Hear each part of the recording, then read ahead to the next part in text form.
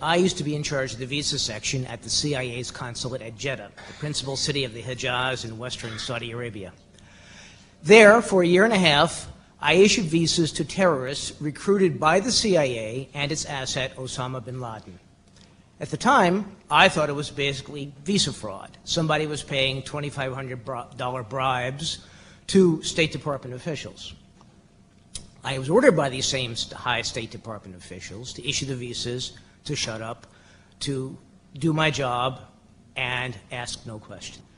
It wasn't one of these things where they wanted to visit their father in America, there was a question of where they worked, that sort of thing. It was basically, two Pakistanis came to me one day and said, we want to go to a trade show in America.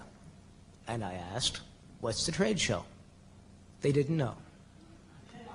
What city is it going to be held in? They didn't know. And I asked a few more questions, and I said, no, visa denied. You haven't proved to me that you're going to come to the United States, accomplish your business, and then return home. Well, a few minutes later, I had a phone call from a CIA case officer assigned to the commercial section. Issue the visas. And I said, no. And he said, well, it's important they get a visa. And I said, no. And a few minutes later, he was over talking to the chief of the consular section. Reversed me, issued the visas, and these guys took off. And he got his visa for national security reasons. And this went on for a year and a half. And I protested this. I protested to the Counselor for Consular Affairs in Riyadh. I protested to the Bureau of Consular Affairs in Washington. I protested to the State Department's Inspector General. I protested to the State Department's Office of Diplomatic Security. I talked about this to the FBI, to the Justice Department's Office of Professional Responsibility, and I went to a couple of congressional committees. And by and large, I was told, shut up. You don't know what you're talking about. This is a difference of opinion. You don't know what you're doing. You're far too junior to question the Consul General.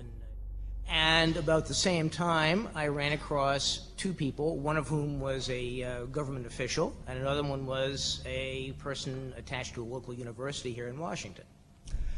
All three confirmed that what I was protesting was not visa fraud, but people being rounded up by the agency and Osama bin Laden to come to the United States for training as terrorists, to be sent to fight in the war against the then Soviet Union and Afghanistan.